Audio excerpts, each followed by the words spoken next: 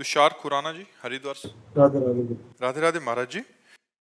महाराज जी, नाम जप के दौरान अगर मन भटक रहा हो लेकिन भक्त का भाव सच्चा है तो क्या भगवान उस जप का फल देते हैं, उसको स्वीकार करते हैं?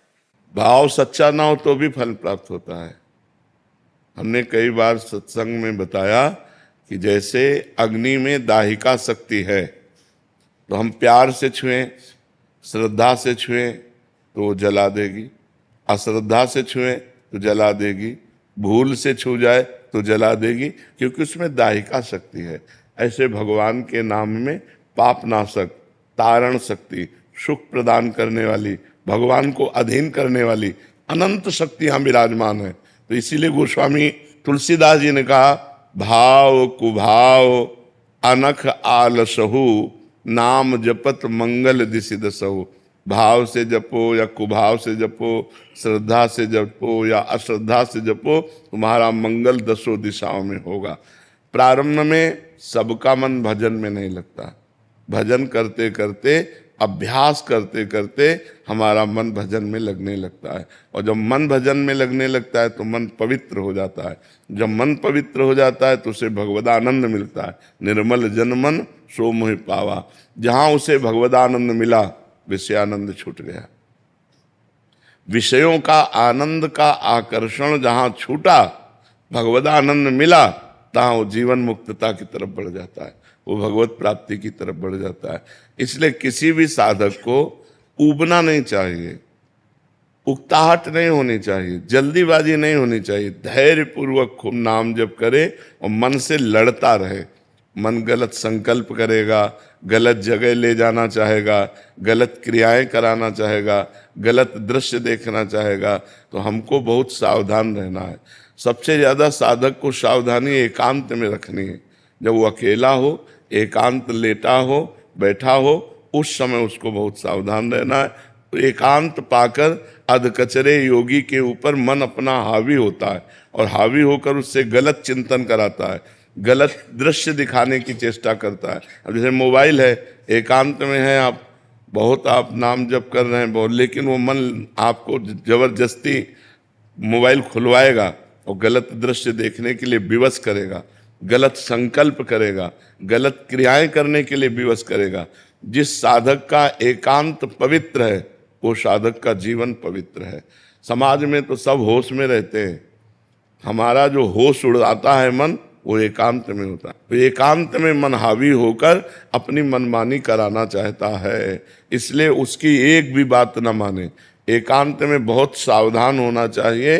जब अकेले कमरे में बैठे हो या शयन करने जा रहे हो, उस समय बहुत सावधानी की जरूरत है कि मन हम पर हावी होकर कोई गलत क्रिया न करा ले, कोई गलत दृश्य न दिखा दे, कोई गलत संकल्प न बना दे, कोई गलत मनोराज्य में ना ले जाए। अगर हम ऐसी सावधानी रखेंगे तो नाम धीरे धीरे खुद अनुभव कराने लगेगा कि हमको कितना आनंद प्राप्त होता है। भरत जी, चंडीगढ़ से। राधे राधे। राधे राधे महाराज जी। महाराज जी, शील प्रभुपाद जी को मैंने अपना गुरु स्वीकार किया है। महाराज जी, शारीरिक रूप से वो तो अभी संसार में नहीं है, तो क्या मात्र उनके उपदेश का पालन करके और हरे कृष्णा महामंत्र का जप करके भगवत प्राप्ति का मार्ग प्रशस्त हो? हाँ, हो सकता है, हो सकता है। भगवान नाम में अपार सामर्थ्य है, और संत महात्मा अंतर ध्यान जरूर हो जाते हैं, पर उनकी वो सत है ना, तो उनकी सत्ता है, कभी अभाव नहीं होता। ना सते विद्यते भाव, ना भाव विद्यते सता। असत का कभी भाव नहीं है और सत का कभी अभाव नहीं है। सत हर समय विराजमान रहता है। तो सत्संग, जब हम किसी महापुरुष का अपने हृदय से प्रिय भाव से वर्ण कर लेते हैं, जैसे हमने रामकृष्ण परमहंस जी को वर्ण कर लिया, उड़िया बाबा को वर्ण कर लिया, किसी भी महापुरुष, तो वो सत महापुरुष है, वो थे, हैं, रहेंगे। त्रिकाल सत होता है, सत त्रिकाल सत होता है। तो हम अगर प्रभुपाद जी को गुरु मान करके और महामंत्र का जप करें तो हमारा भगवत मार्ग प्रशस्त हो जाएगा, पर साथ में गलत आचरणों का त्याग करें। अगर गंदे आचरण करते रहे और भजन भी करते रहे तो हाथी के स्नान जैसा होगा। जैसे हाथी स्नान किया और अपने ऊपर धूल भर के डाल लिया तो उसका स्नान व्यर्थ चला गया। ऐसे ही यदि भोगों में, गलत आचरणों में, मनोराज्य में मनमानी आचरणों को करते रहे आप, और भजन भी करते रहे तो आपको अनुभव में नहीं आएगा। यद्यपि भजन व्यर्थ नहीं जाएगा, आगे चल करके आपकी उन्नति होगी, लेकिन वो आगे चलना अनेक जन्म संसिद्धेश, पता नहीं कितने जन्म ले लेगा। अगर इसी जन्म में आनंद लाभ करना है तो भोगों को छोड़ना होगा, गलत भोगों को छोड़ना होगा। जैसे काम वेदना आ रही, अपनी पत्नी का संयोग समय धर्म के अनुसार करे तो पाप नहीं है, लेकिन वही काम वेदना यदि पराई स्त्री की तरफ गई तो वही पाप बन जाएगा। तो पाप आचरण से बचे। हम धर्म के द्वारा धन कमा रहे हैं, उससे हमारे परिवार का पोषण हो रहा है, ये भजन करो तो लाभ मिलेगा। और अधर्म से धन कमा रहे हैं, परिवार का पोषण कर रहे हैं, दान पुण्य भी कर रहे हैं और सोचते हैं कि हमारी सदगति हो जाएगी, तो कभी नहीं, कभी नहीं। इन बातों पर ध्यान रखे। केवल नाम जप ही नहीं, साथ में उसके परहेज भी चाहिए। सदगुरु वैद्य वचन विश्वासा, संयम यह न विषय कै आशा। यदि गंदे आचरण बंद नहीं हुए तो वो पाखंड है, वो दम्भ है, वो नाटक है भजन का, वो भजन नहीं हो रहा है। बात समझ पा रहे हो? हाँ। सुरजीत सिंह जी, महाराज जी, मन को संतुष्टि कैसे मिलती है? परमात्मा की प्राप्ति के बाद, अन्यथा नहीं। तब लग कुशल न जीव को, सपने हो मन विश्राम। जब लग भजत न राम को, शोक धाम तज काम। आपकी कितनी अवस्था शरीर की है? 48 वर्ष में कौन सा ऐसा भोग है जो आपने भोगा नहीं? विचार करके देखो। तो क्या मन शांत हो गया? क्या मन संतुष्ट है? तो जब तक भगवान की प्राप्ति नहीं होगी तब तक ये संतुष्ट नहीं होगा। तब लग कुशल न जीव को, सपने हो मन विश्राम। जब लग भजत न राम को, शोक धाम तज काम। जब तक कामनाओं का त्याग करके भगवान का भजन नहीं होगा तब तक मन ये शांत नहीं होगा। चाहे इसे दुनिया के भोग दे दो।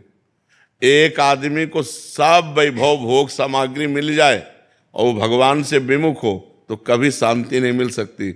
और कुछ ना हो और भगवान का भरोसा हो, संतोष हो, नाम जप हो, अरे वो चैन से आराम से सो जाएगा। उसे टेबलेट नहीं खाना पड़ेगा, उसे नींद का टेबलेट नहीं खाना पड़ेगा, वो चौड़े में सो जाएगा। भगवान का भरोसा हो, हृदय में संतोष हो, नाम जप चल रहा हो, इससे बढ़िया जीवन क्या है? अब सबके हृदय में असंतोष है, सब भगवान से विमुख होने की वाली क्रियाएं कर रहे हैं, तो कहाँ से मन संतुष्ट होगा? कहाँ से मन शांत होगा? शांत तो शांत स्वरूप भगवान है, शांताकारम। और आश्चर्य की बात है, भुजग शयनम, सांप की सैया पर शयन कर रहे हैं, शांत है। सांप को देखकर अशांति हो जाएगी और शेषनाग पर शयन करते, शांताकारम भुजग शयनम। तो भगवान ये दिखाते हैं कि भारी प्रतिकूलता में भी शांति तभी आ सकती है जब तुम हमारा चिंतन करोगे। भगवान का चिंतन करो तो शांति मन को मिले। भगवान का भजन करो, बुरे आचरणों का त्याग करो तो फिर आनंद की अनुभूति हो। तब भगवान की तरफ आनंद मिले तो मन शांत होगा। बिना भगवान के भजन के मन शांत नहीं हो सकता।